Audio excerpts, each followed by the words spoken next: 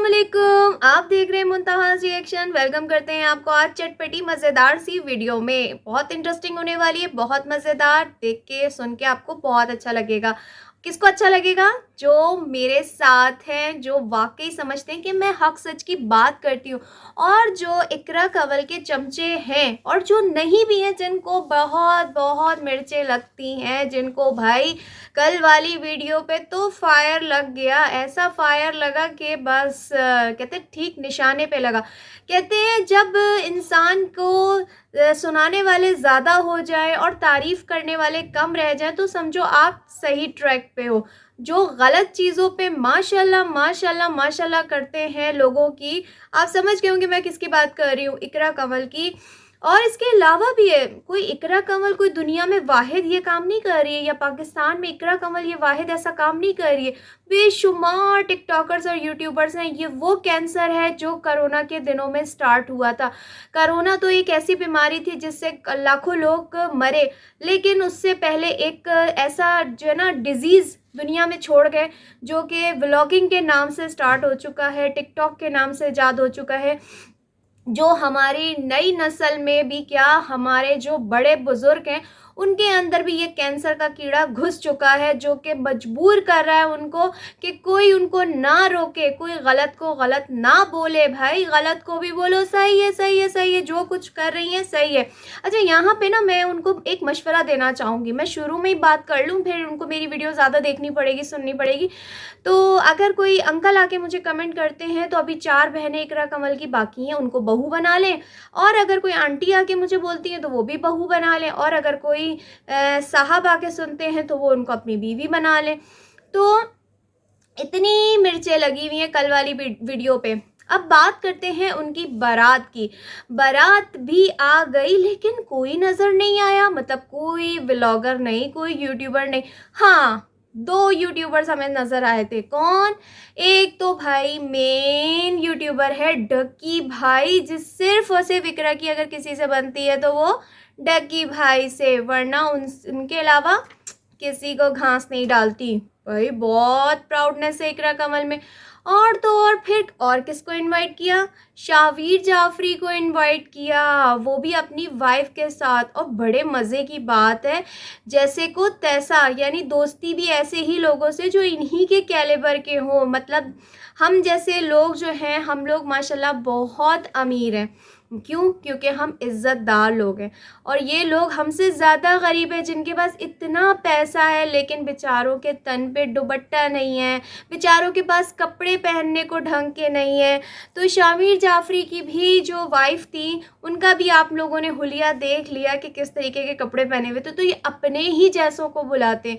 और बड़ी इंटरेस्टिंग मैं एक चीज़ मैंने नोट की कि अरूप के बारे में बोलूँगी कि 2 फंक्शंस 3-4 फंक्शन जो शुरू में हुए हैं, 2 फंक्शंस 3 फंक्शंस, तो उसमें बहुत ज़्यादा तैयार शैयार अरूप माशाल्लाह बनकर आ रही थी। और जनाब अब तो मेन फंक्शन था, उनकी बारात थी इकरा कंवल की। लेकिन इतनी सिंपल अरूप क्यों बनकर आई, क्यों बनकर आई? जो चीज़ मैंने नोट की थी मेहंदी के फंक्शन में, फिर उसके बाद ब्राइडल शावर में, फिर उसके बाद जो इनकी माइयों मेहंदी जो भी थी, तो उसके अंदर मेरे ख़्याल में माइयों में तो ये लोग आए ही नहीं थे। और जो ब्राइडल शावर में आई थी ये, और उसके अलावा मेहंदी में आई थी, तो मेरे ख़्याल में अरूप को सही प्रोटोकॉल नहीं दिया। क्योंकि आपको पता है हर बंदा, भाई घर का हर बंदा जो है व्लॉगिंग में लगा हुआ था। लग रहा था कि यहाँ शादी कम बल्कि शूटिंग ज़्यादा है, और दूसरी चीज़ शादी कम सर्कस ज़्यादा है। यानी आपको पता है कि तमाशे ही तमाशे, तमाशे ही तमाशे। अब बड़े मज़े का एक सीन हुआ। अच्छा, यहाँ पे ना मैं एक और बात भी क्लियर करना चाहूँ। जो आके मुझे ये बात बोलते हैं ना कि लगता है आप इकरा कंवल की बहुत बड़ी फ़ैन है, यानी आप इतना गौर से देखती हैं। तो मैं जिस तरह भी देखती हूँ, जहाँ से भी देखती हूँ, जिस तरह भी देखती हूँ, मैं इकरा कंवल को फ़ायदा नहीं पहुँचा सकती। क्यों? क्योंकि इकरा कमल किसी को 1 टके का फ़ायदा नहीं दे सकती। अब आपके सामने है कि इकरा कमल इतनी प्राउडी हैं कि उनकी किसी से नहीं बनती, और आपके सामने वो नमूना है कि बारात का फंक्शन तो इकरा कमल का था, अरीब का तो नहीं था। मतलब लड़की वालों का होता है बारात का, तो अरीब तो कोई व्लॉगर या यूट्यूबर इस तरह का टिकटॉकर तो नहीं था। ये तो इनके साथ एंगेजमेंट होने के बाद उन्होंने उनको चैनल बना के दिया। तो असल फंक्शन क्या होना चाहिए था? बारात। भाई जिसको बुलाना था बारात में बुलाना था।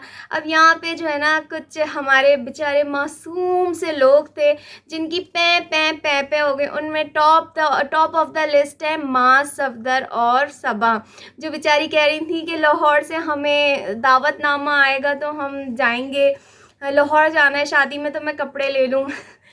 बेचारी अपने हाल में लेके रख लिया होगा। फिर उसके बाद नंबर 2 पे सहर हयात और सहर समी, और उसके बाद कमल जुल्करनैन, लारेब जरनाब। किसी को भी इकरा कमल ने घास नहीं डाली, सबको बोला अपनी औकात में रहो, क्योंकि इकरा कमल की अपने बहनों के अलावा, ये डकी भाई के अलावा किसी से नहीं बनती।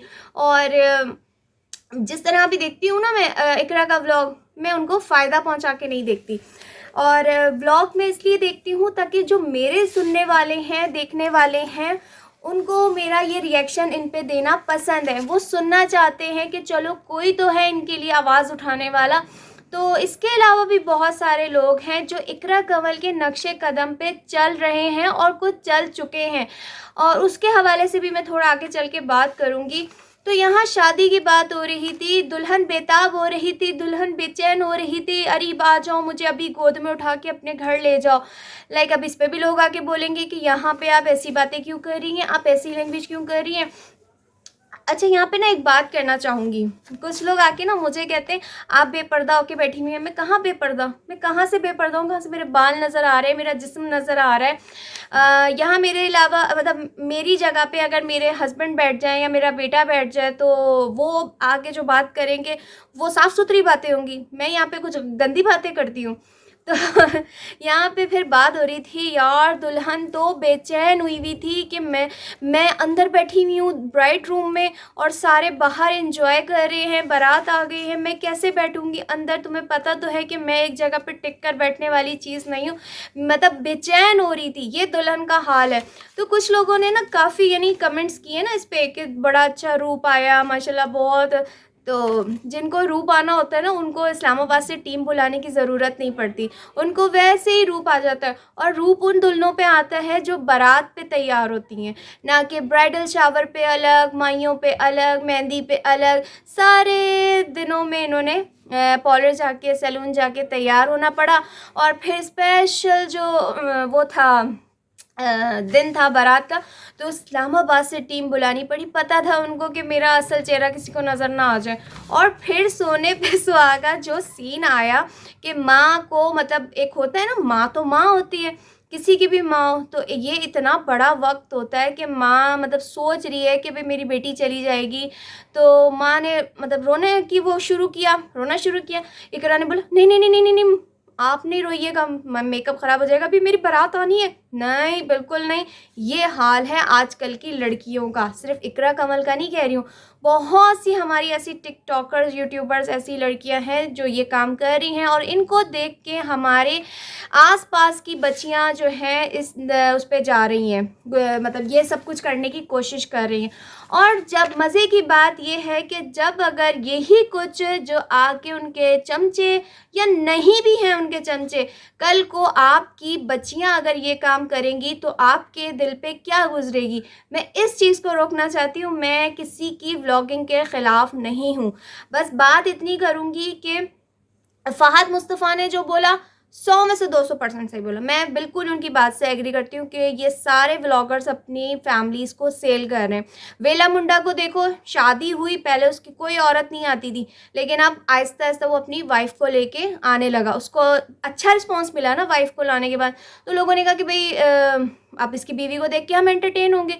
आपको पता है कि हमारे यूट्यूब पे कितने ऐसे गलीज़ मर्द हैं जो कि औरतों को किस नज़र से देखते होंगे, और वो जो हमारी व्लॉगर्स हैं वो भी अपना कौन सा एंगल नहीं दिखाती एंटरटेन करने के लिए। अब मेरे यूट्यूब चैनल पे जो मुझे आके बोल रहे हैं कि आप भी तो औरत हैं, आप भी तो ये कर रही हैं, तो मेरे चैनल पे आके कोई पागल का बच्चा ही होगा, कोई बेवकूफ़ होगा जो एंटरटेन होगा। हाँ, एंटरटेन वो ज़रूर होंगे जिनकी दिल की बात मैं कर रही हूँ। एंटरटेन मुझे देख के कोई नहीं होगा, क्योंकि यहाँ पे उनको देखने के लिए यहाँ पे कुछ नहीं मिलेगा। समझ में आई पहली बात तो ये।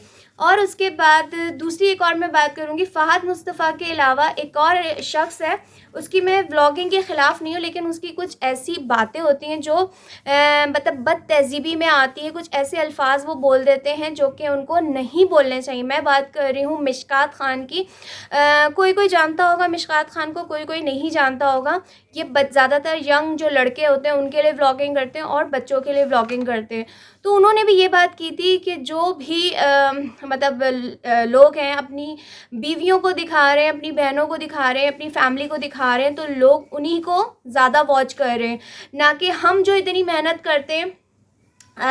ये जो लड़के मेहनत कर रहे होते हैं, डिफरेंट डिफरेंट व्लॉग्स बना रहे होते हैं, जैसे सैयद फ़हाद है, मिशकात ख़ान है, मुस्तफ़ा हनीफ़ है, और जो बच्चों में ज़ल्मी प्लेस है, वेम्पायर वाइटी है, इसके अलावा छोटा अली है। तो इनको बकौल इनके कि इनको इतने सब्सक्राइबर नहीं मिलते, इतने व्यूज़ नहीं मिलते जितने जो अपनी फैमिली को दिखाते हैं। निशाने पे कौन था? माँ सफदर, कमल जुल्करनैन, सिस्ट्रोलॉजी, डकी ने अब शुरू किया है अपनी शादी के बाद जो काम किया है, वरना जब डकी की व्लॉगिंग थी तो डकी तो अपनी जो भी व्लॉगिंग का आगाज़ करता था वो गालियों से करता था। और बात हो रही थी कि अम्मा को रोने नहीं दिया कि मेकअप ना ख़राब हो जाए, यानी हर चीज़ पे भाई इनकी वो थी कि भाई कुछ नहीं होना चाहिए। और उसके बाद भाई बारात आ गई, सुकून आ गया ज़िंदगी में, सबकी ज़िंदगी में सुकून आ गया। जो 1 साल से शादी नहीं हो पा रही थी और रूप की बातें हो रही थी, तो यहाँ मंगनी, यहाँ निकाह, यहाँ शादी, तो रूप कहाँ से आना था? हर वक्त मेकअप की दुकान बनी होती है। अच्छा, कुछ लोगों ने मुझे आके बोला कि आप भी तो क्या 10 किलो का मेकअप करके बैठती हैं। तो मुझे यहाँ कोई एक भी बता दे कि मैंने 10 किलो का मेकअप किया है। ना मैं कुछ लगाती हूँ, ना कुछ करती हूँ।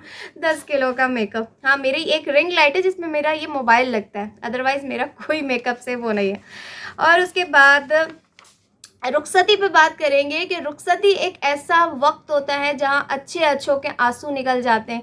अच्छे अच्छे जो है इस वक्त समझ नहीं आ रही होती कि जज्बात कंट्रोल में नहीं होते, लेकिन वो वक्त भी पहले से बोला गया कि नहीं, रुखसती भी कैप्चर करनी है भाई, इसी पे तो हमें व्यूज़ मिलेंगे, इसी इसी पे तो समझा करो लोगों को, हम ज़रा लोगों से सिंपैथी बटोरेंगे।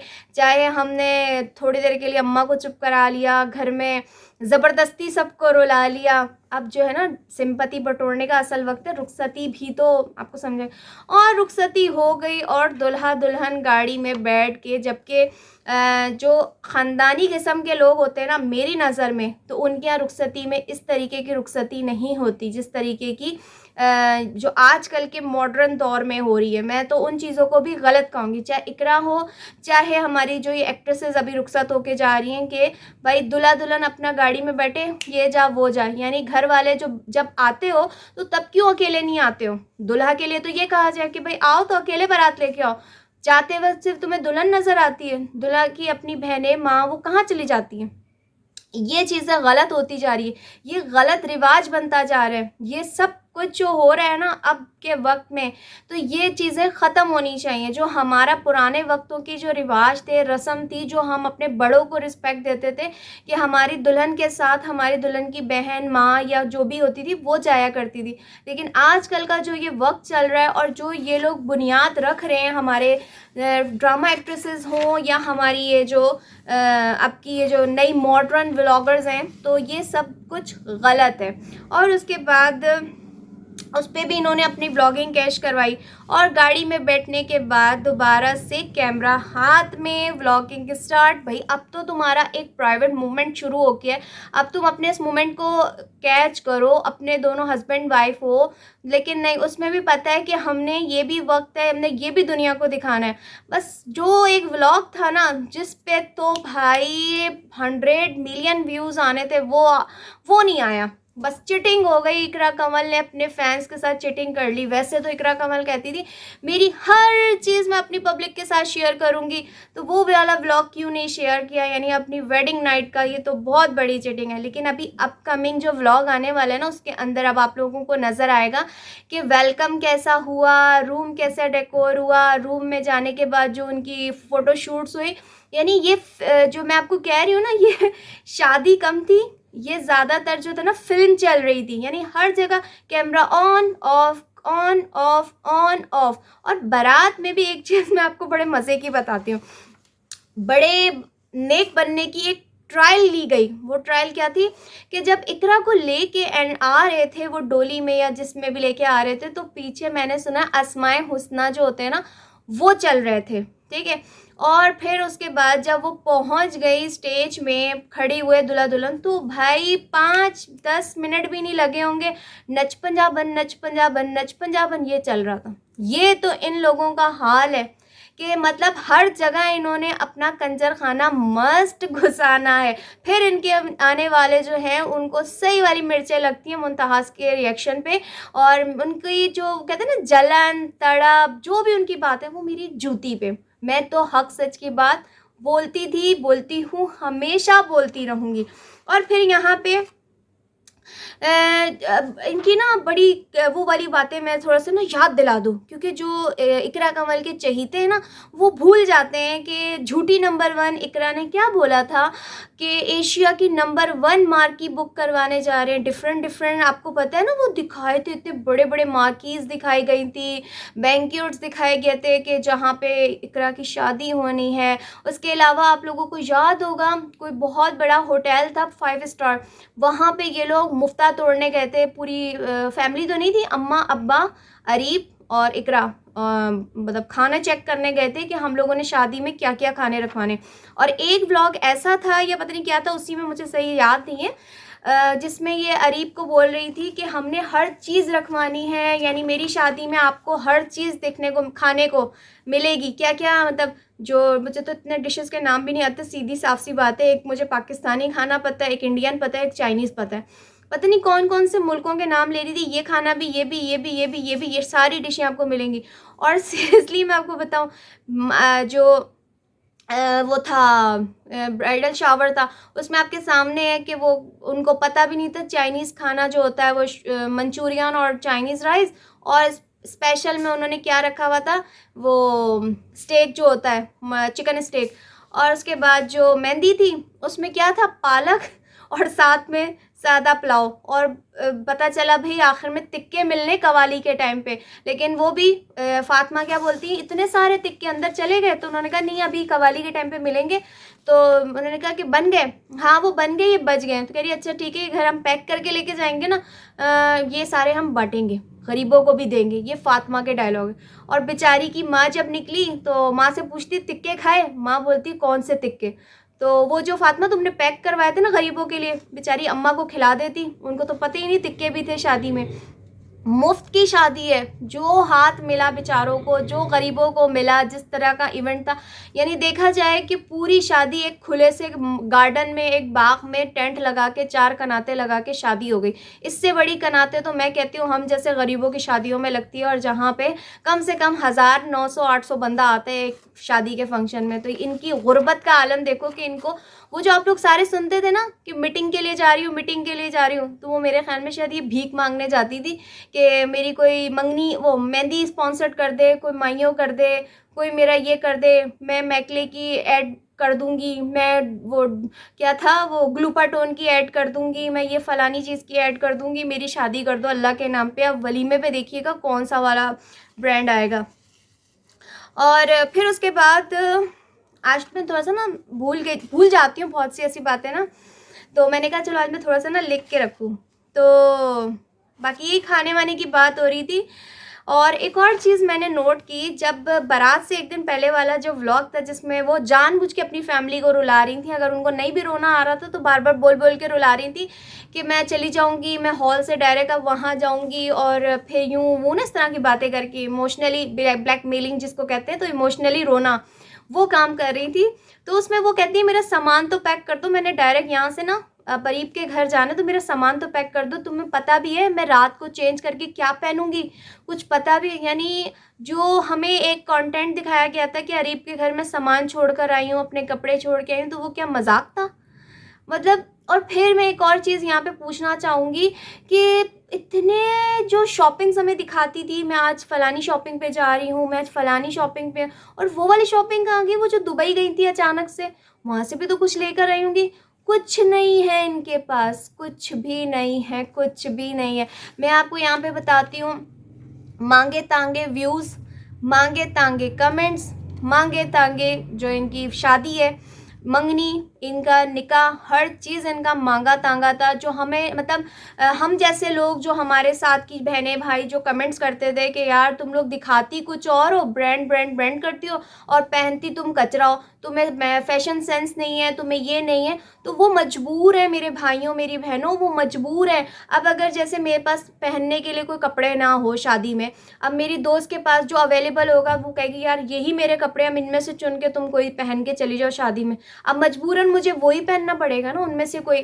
तो इनके साथ भी वही होता है बेचारों को, जो 2 साल पहले फैशन का सूट होता है या जो भी चीज़ होती है, ये बेचारी वही पहन के चली जाती हैं। तो और मतलब फील हो रहा होता है। एक चीज़ और भी नोट करने वाली बात है कि जब हम कोई नया कपड़ा पहनते हैं तो वो बाकायदा लगता है कि हाँ भाई हमने न्यू कपड़ा पहना है। लेकिन इनके कोई भी कपड़े में ये गौर करिएगा कि फिनिशिंग नहीं है। मतलब एक होता है ना पहली दफ़ा पहना हुआ कपड़ा जो नज़र आए ब्रांड न्यू सूट, लेकिन वो ऐसा लग रहा है जो भी सूट पहन रही है ये सारी बहनें ऐसा लग रहा है यूज्ड पहन रही हैं।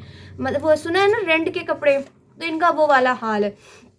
इनके लिए बात करो, इनके खिलाफ बात करो। मैं सिर्फ यहाँ पे इनकी बात नहीं करूँगी, इन जैसी एक और इनके नक्शे कदम पे चलने वाली कशफ अंसारी, जो कि वो भी बोल चैनल से आगे आने वाली, जिसने अपना वज़न कम किया। किसी को पता होगा, किसी को नहीं पता होगा।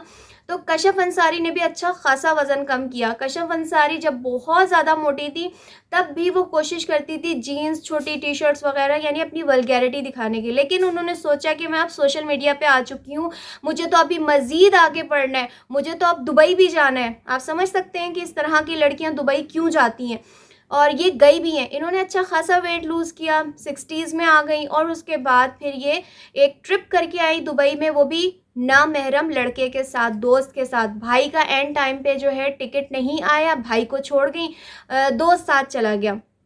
उस पर भी मैंने वीडियो बनाई कि ये हमारे पाकिस्तान में हो रहा है। फिर अब मैं यहाँ पे इनके जो नक्शे कदम वाली बात है उसको क्लियर करती हूँ कि वज़न कम होने के बाद अब ये जनाब अपना पेट, अपना टमी दिखाते हुए डांस मुजरा हर जगह पे करती हुई कशफ अंसारी नज़र आ रही है। और माँ बाप पे शाबाश है, इनके भी माँ बाप पे शाबाश है कि इनके अब्बा जो हैं कोई प्रोफेसर हैं, टीचर हैं गवर्नमेंट के या प्रोफेसर हैं।